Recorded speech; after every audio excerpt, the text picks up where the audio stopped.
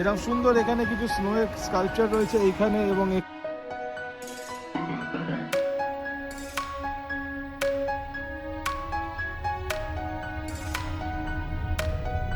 দেখুন সুমো রেসলিংও এখানে বরফের মাধ্যমে দেখানো হয়েছে বানিয়ে।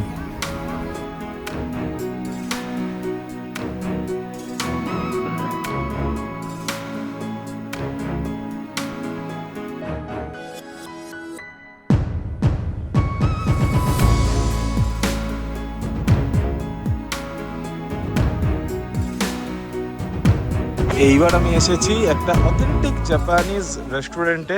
জয় হিন্দ বন্ধুরা, welcome to another new blog and welcome from Chitose city, Hokkaido, Japan. এখন আমি রয়েছি চিতোসের ট্রেন স্টেশনে। এই চিতোসে সিটির কাছে একটা এয়ারপোর্টও আছে। এখান থেকে আমি যাচ্ছি সাপোরো উইন্টার ফেস্টিভ্যালের জন্য, স্নো ফেস্টিভ্যাল দেখতে। ট্রেনের জন্য ওয়েট করছি, ট্রেন হয়তো এক্ষুনি চলে আসবে। কাল রাতে চিতোসে সিটিতেই থেকে গেছিলাম, কারণ হচ্ছে ওই কান্ট্রি সাইড ভিজিট করার পরে সাপোরোতে আমি আর যাইনি, কারণ সাপোরোতে উইন্টার ফেস্টিভ্যালের জন্য ভয়ঙ্কর এক্সপেন্সিভ হোটেল রেট যাচ্ছে। মানে 8-10 হাজার টাকার নিচে তো কোনো হোস্টেল নেই, হোটেলের কথা তো ছেড়েই দিন। খুব স্নোফল হচ্ছে, -4 টেম্পারেচার, দেখতেই পাচ্ছেন ট্র্যাকেও পুরো স্নো পড়ে রয়েছে। আচ্ছা, আমার ট্রেন আসছে।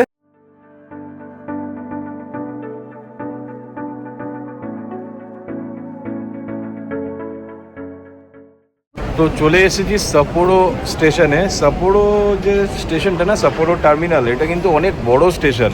9 থেকে 10টা ট্র্যাক আছে এখানে। আর হোক্কাইডো রিজিয়নের মধ্যে, নর্দার্ন জাপানের মধ্যে সাপোরো হচ্ছে সব থেকে বড় সিটি। আর এখন এখানে সাপোরোতে ট্যুরিস্টের ভয়ঙ্কর রাশ আছে, যেহেতু স্নো ফেস্টিভ্যাল হচ্ছে বলে। অল ওভার ওয়ার্ল্ড থেকে ট্যুরিস্ট এখন এখানে আসছে। এই হলো সাপোরো স্টেশন। আমরা এসেছিলাম এইদিকের এই ট্রেনটা থেকে, র্যাপিড ট্রেন বলা হয় এগুলোকে। এটা আসছে চিতোসে এয়ারপোর্ট থেকে আসলো আমার ট্রেনটা। এবার যাই হোক, বাইরে যাই। আর জাপানে ট্রেনে যতই ভিড় হোক না কেন, ওঠার নিয়মটা দেখুন, সবাই এখানে কিন্তু কিউ মেনটেন করে দাঁড়িয়ে হয়েছে। এই জিনিসগুলো না, মানে জাপান থেকে সত্যি কথা শেখার আছে। ওই সাইডে দেখুন, সবাই ওখানে কিউ মেনটেন করে দাঁড়িয়ে আছে কিন্তু। এটা অলমোস্ট পিক আওয়ার্স, 12টা 12:30 বাজে, এখানেও সবাই কিউ মেনটেন করে রয়েছে। এই জিনিসগুলো সত্যি আমাদের শিক্ষণীয় জাপানের থেকে। এই ট্রেন থেকে নেমে, স্টেশন থেকে নেমে আসলাম হচ্ছে এদের এখানে সমস্ত জায়গায় জেআর ট্যুরিস্ট ইনফরমেশন সেন্টার কিন্তু সমস্ত জায়গায় থাকে। এই ওপরে রয়েছে সামনে এই সাইডে জেআর এর অফিস, জাপান রেলের। এখানে জেআর পাস বা নিতে পারেন, বা কোনো রকম ইনফরমেশন ডেস্ক। এই দিকটা হচ্ছে এই সামনে ট্যুরিস্ট ইনফরমেশন সেন্টার। আপনি যদি 100 বারও এদেরকে জিজ্ঞেস করেন না, এরা 100 বার হাসি মুখে আপনাকে উত্তর দিয়ে যাবে, যদি বুঝতে না পারেন তো। এইগুলো আপনাদের কাজে লাগলে নিতে পারেন। আপনি যখন এখানে যে আসবে, এসে আপনার যে কোনো জায়গায় যদি যাওয়ার থাকে, এই যে আমার সাপোরো স্নো ফেস্টিভ্যালের এখানে একটা এরকম ম্যাগাজিন রয়েছে, এইগুলো ফ্রি, এগুলো যে কেউ নিতে পারে। ওখানেও কিন্তু ওরা পুরো ম্যাপ আছে, ওদের প্রিন্টেড সমস্ত জিনিস রয়েছে, ইংলিশে রয়েছে, আপনাকে একদম সুন্দর করে গাইড করে দেবে। বড় সিটিতে কিন্তু জাপানে ট্রাভেল করাটা খুব ইজি, এখানে যে কেউ আপনাকে হেল্প করার জন্য পেয়ে যাবেন, এবং ট্যুরিস্ট ইনফরমেশন সেন্টার এত সুন্দর পাওয়া যায় না। আর একটা ব্যাপার, আমি কিন্তু কান্ট্রি সাইডে বা অনেক জায়গাতে আমি কিন্তু ওই কারেন্সি এক্সচেঞ্জ পাইনি, বাট এখানে দেখুন, এখানে অফলাইনে কারেন্সি এক্সচেঞ্জেরও ব্যবস্থা নেই। কারেন্সি এক্সচেঞ্জের জন্য এখানে ভেন্ডিং মেশিন রয়েছে। রেটটা যদিও একটু কম, যেমন আমাকে US ডলার আছে, $1 139.89 ইয়েন দিচ্ছে, বাইরে রেট এখন 153। আর এটা যেহেতু বড় স্টেশন, এখানে জেআর এর অফিসে ভিড়ও প্রচণ্ড। বিভিন্ন রকম এখানে কিন্তু সমস্ত মানে ইনফরমেশনসের জন্য যাবতীয় জিনিসপত্র রয়েছে। সব থেকে ভালো ব্যাপার হলো এখানে ইংলিশে সমস্ত জায়গা, পুরো জাপানে ইংলিশেও না ডিরেকশন লেখা থাকে। আমি যেমন ওখানে ট্যুরিস্ট ইনফরমেশনে গেলাম, আমাকে বললো সাউথ এক্সিট দিয়ে বেরোলেই ওই উইন্টার ফেস্টিভ্যালে যেতে পারবে। এই সামনে লেখাই রয়েছে সাউথ এক্সিট, এখানে ওটোরি পার্ক অ্যান্ড অল। তো এবার এখান থেকে বেরিয়ে যাব হচ্ছে উইন্টার ফেস্টিভ্যাল বা স্নো ফেস্টিভ্যাল দেখাতে, যেটা পৃথিবীর মধ্যে সাপোরোর উইন্টার বা স্নো ফেস্টিভ্যাল কিন্তু খুবই বিখ্যাত। আর সাপোরো হচ্ছে ফার্স্ট সিটি ওয়ার্ল্ডের মধ্যে যেটা এশিয়ার উইন্টার অলিম্পিক্স অর্গানাইজ করেছিল 1972 সালে। সাপোরো was the first city two host the winter Olympic in 1972। একটা দেশ এত সুন্দর কি করে হয়? এটা নাকি station area, just look at this, wow. আর মানে সত্যি জাপানের বড় যে সিটিগুলো না, আলাদাই কিছু। নর্থ জাপান বহু লোকে আসে না, স্কিপ করে দেয়, কিন্তু এইগুলো অসাধারণ জায়গা, নর্থ জাপান এক্সপ্লোর করার জন্য খুব সুন্দর জায়গা। চারিদিকে দেখতে পাচ্ছেন সুন্দর বরফ পড়ে রয়েছে, সামনে এত বড় এটা হলো একটা স্টেশন। আমরা এখন এখান থেকে যাব হচ্ছে স্নো ফেস্টিভ্যাল যেখানে হচ্ছে, ওটা হলো ওদোরি বলে একটা জায়গা। ওদোরি আর সুসুকি ইনো দুটো জায়গাতে, তিনটে জায়গাতে টোটাল হচ্ছে। আমরা ওদোরি ফার্স্ট আমি যাব, দেন তারপরে তো পরেরটাতে যাব। আর এখানে এসে যখন এখানকার কিছু অথেন্টিক জাপানিজ সি ফুড তো ট্রাই করা মাস্ট, ওটা তো করতেই হবে।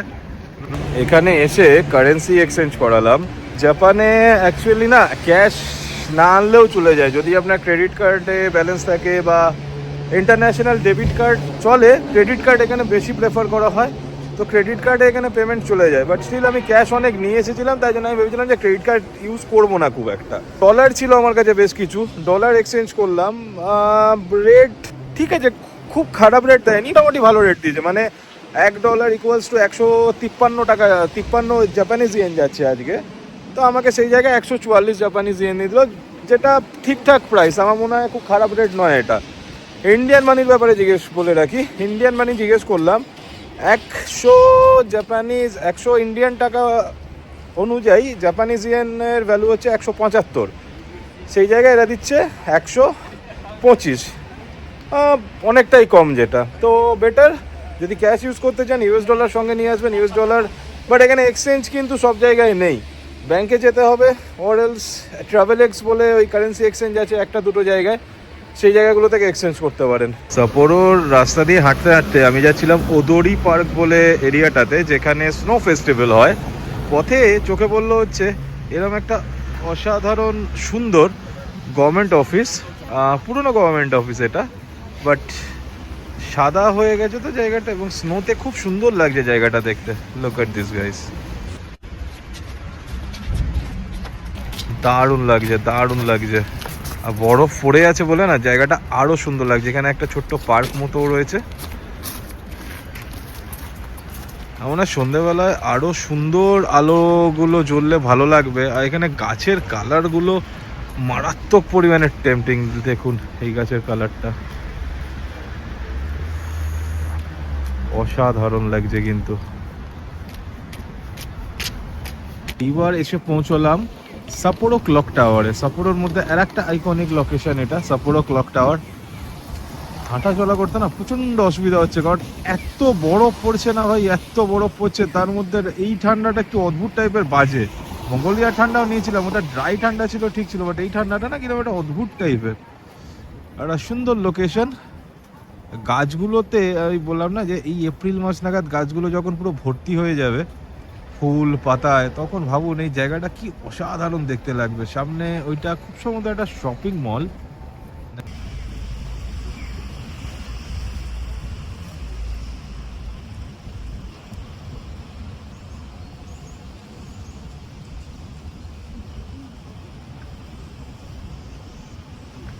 এখানকার লোকজনরা খুব ভালো, খুব অমায়িক আর কি।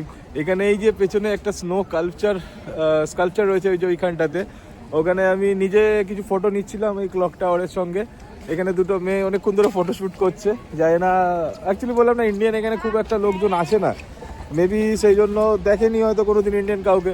তো আমাকে ডাকলো, ফার্স্ট টাইম বুঝতে পারিনি এক্স্যাক্টলি কী বললো, কারণ এরাও ঠিক অতটা ভালোভাবে ইংরেজি জানে না। তো জাপানিজে ট্রান্সলেটর কথা বললাম, যখন আমাকে বলছে যে আমি কি তোমাদের সঙ্গে ফটো তুলতে, হ্যাঁ ভাই আমি তো অলওয়েজ রাজি আছি, কি সুন্দর দেখতে এদেরকে, আমি তো অলওয়েজ রাজি। যাই হোক ফটো নিলাম অনেকগুলো, ওদেরও কিছু ফটো তুলে দিলাম। দারুণ এক্সপিরিয়েন্স হলো। এটাই বেসিক্যালি সাপোরো ক্লক টাওয়ার, সাপোরোর বিখ্যাত ক্লক টাওয়ার।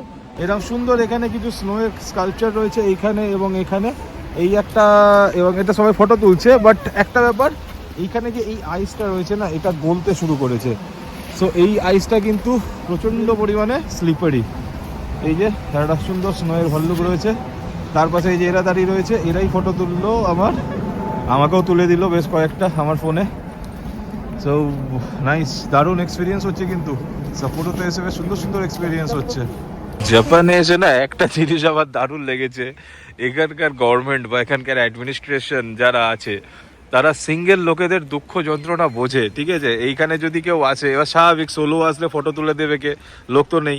এখানে একটা সেলফি স্ট্যান্ড মতো দেওয়া রয়েছে, এই যে এই জায়গাটা, এখানটায় ফোনটা রাখলে আর এসে যদি এইখানটায় দাঁড়িয়ে পড়েন, এই যে এই স্টেপ করা রয়েছে, একদম সুন্দর করে একা একাই কিন্তু ফোনের টাইমার অন করে দিলে এই ক্লক টাওয়ারের সঙ্গে ফটো চলে আসবে, উইচ ইজ কোয়াইট নাইস।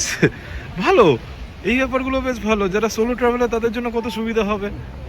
ঘুরতে ঘুরতে না খুব খিদে পেয়ে গেছে, সে সকাল থেকে হালকা একটা ব্রেকফাস্ট করে বেরিয়েছি, প্রচণ্ড খিদে পেয়েছে, সেই জন্য চলে আসলাম খাবার খেতে। সাপোরোর ব্যাপারে বলে রাখি, সাপোরো হচ্ছে সি ফুডের যে মানে হেভেন বলা হয় সাপোরোকে। এই যে এখানে এরকম অনেক দোকান আছে, ওই সাইডেও কিছু দোকান রয়েছে।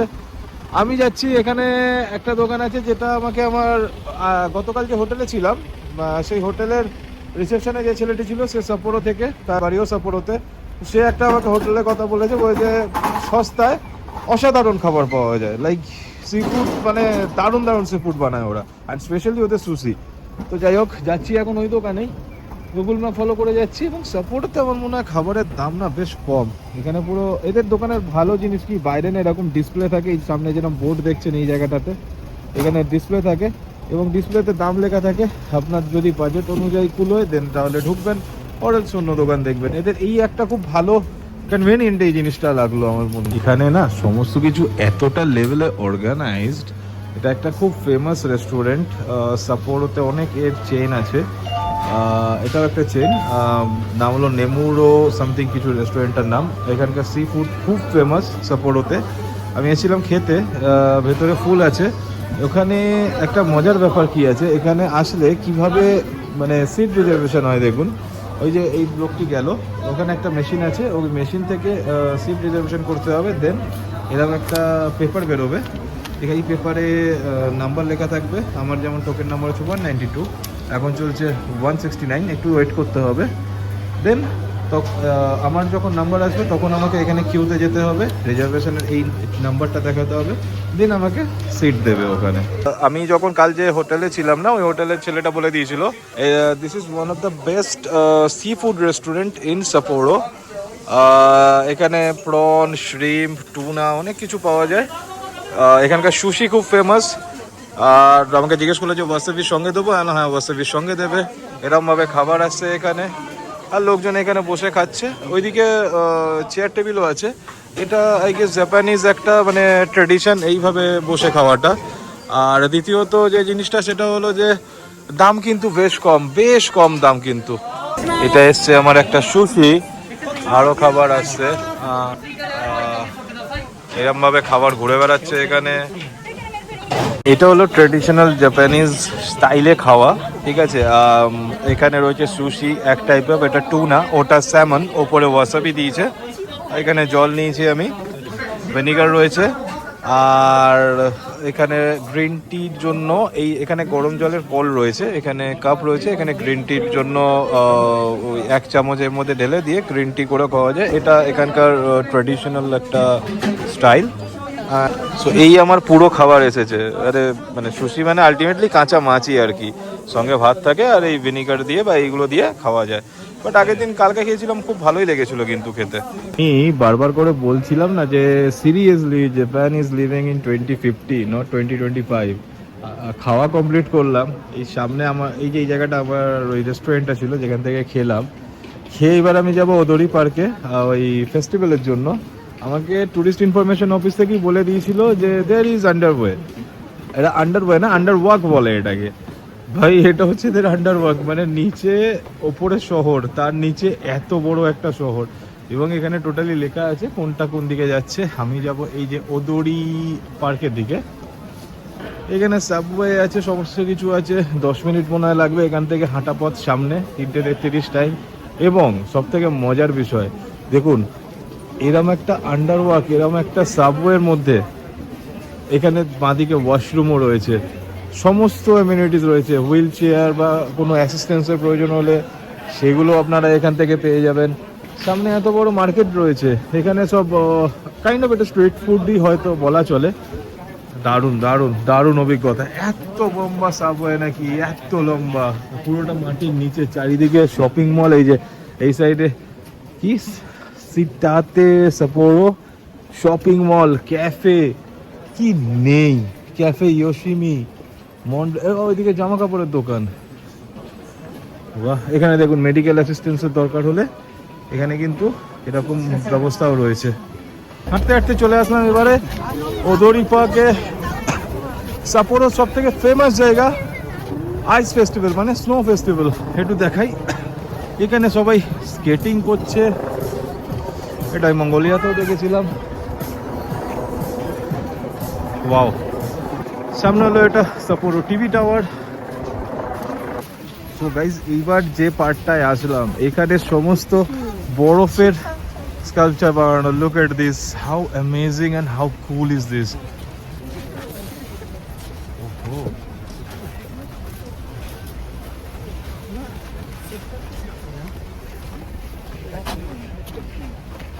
কিন্তু ভর্তি করে এইগুলো নাকি টোটালি আইস দিয়ে বানানো। সমস্ত যত এখানে এই স্ট্রাকচার দেখছেন সব নাকি আইস দিয়ে বানানো। Sorry sorry sorry sorry. উইন্টারে ভাই সাপোরো আসা মাস্ট। এত সুন্দর জায়গা না। Just look at this.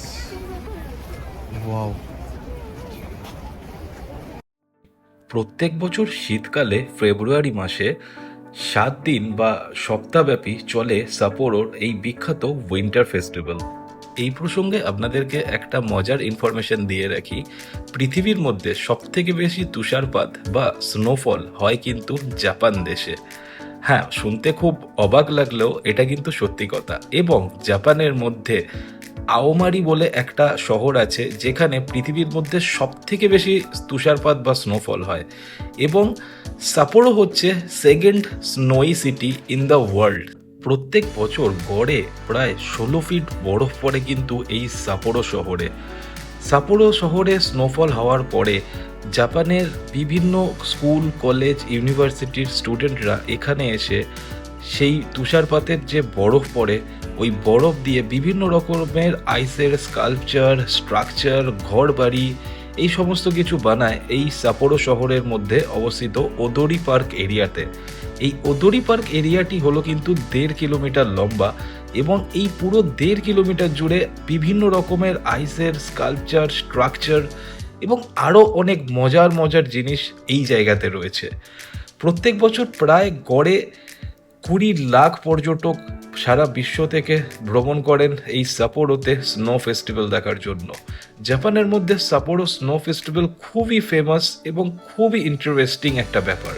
আরও ভালো করে বলা চলে, এই স্নো ফেস্টিভ্যালের সময় সাপোরো শহরের ভেতরেই এই ওদোরি পার্কে বরফ দিয়ে গোটা একটা শহর বানানো হয়। হ্যাঁ, টেম্পারেচার এখানে হয়তো একটু অত্যাধিকই ঠান্ডা থাকে এই সময়। প্রায় -10 থেকে 15 ডিগ্রি মতো টেম্পারেচার থাকে এই উইন্টার ফেস্টিভ্যালের সময়। কিন্তু যারা উইন্টার জাপান এক্সপ্লোর করতে যাবেন তাদের জন্য এই সাপোরো স্নো ফেস্টিভ্যাল একটা মাস্ট ভিজিট প্লেস। আমার সাজেশন থাকবে, সাপোরো স্নো ফেস্টিভ্যালে যদি কেউ যান, দিনের বেলার থেকে সন্ধ্যের পরে এই স্নো ফেস্টিভ্যালে গেলে আরও সুন্দর লাগবে।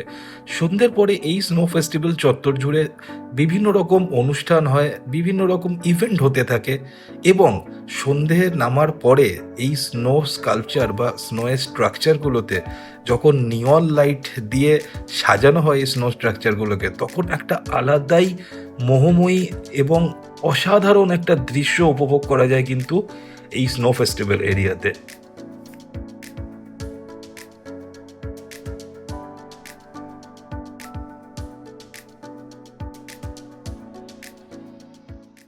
না, অসাধারণ অভিজ্ঞতা। এখানে মিউজিক প্লে করছেন একজন পিয়ানো।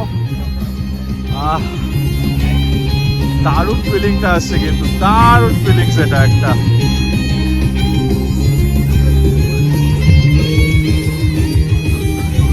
এই উইন্টার ফেস্টিভ্যালে আসলে কত মজার জিনিস দেখা যায়। এইখানে free beer can give away হচ্ছে, ঠিক আছে? এরা প্রমোশনের জন্য এগুলো করছে। পেছনে হচ্ছে হট কফি গিভ অ্যাওয়ে, এবং এই যে লাইনে লোকে দাঁড়িয়ে আছে ফ্রি। এগুলো কোনো টাকা লাগে না, এমনি এমনি এরা দিয়ে যাচ্ছে।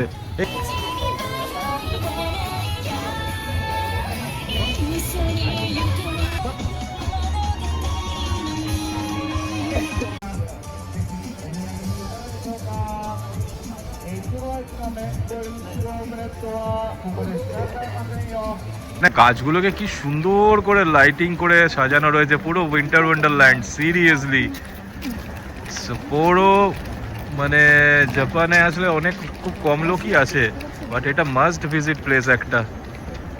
উফ, জায়গাটা দেখুন সিরিয়াসলি। হালকা হালকা স্নোফল হচ্ছে, তার মধ্যে এখানে লাইটিং, ওয়াও অ্যামেজিং। অসাধারণ দিন কাটিয়ে আবার চলে এসেছি সাপ্পোরো স্টেশনে, যেখান থেকে আজকের দিনে যাত্রা শুরু করেছিলাম। অনেক বড় রেল স্টেশন কিন্তু সাপ্পোরো, মানে অনেক বড়। এখানে অনেক ট্র্যাক রয়েছে এবং বহুদিকে যাওয়া ট্রেন ছাড়ে। তো যাই হোক, আমার ট্রেন এই সামনে দাঁড়িয়ে আছে, লিমিটেড এক্সপ্রেস। এই ট্রেনটাতে করেই এসেছিলাম এবং এটাতে করেই ফেরত যাব। এখন আমি এখান থেকে যাব হাকোদাতে। ট্রেন ছাড়ার টাইম হচ্ছে 6:47, 18:47, এখন সবে 6:38 বাজে। লাকিলি উইন্ডো সিট পেয়ে গেছি, বাট রাত্রিরে উইন্ডো সিট পেতে এমনি তো কোনো লাভ হয় না। প্রকৃতির কাছে না, জাপান হোক, চীন হোক, সবাই ফেল প্রকৃতির কাছে। এইখানে মানে জাপানের মতো জায়গায় এখানে পর্যন্ত ট্রেন দাঁড় করিয়ে দিতে হয়েছে।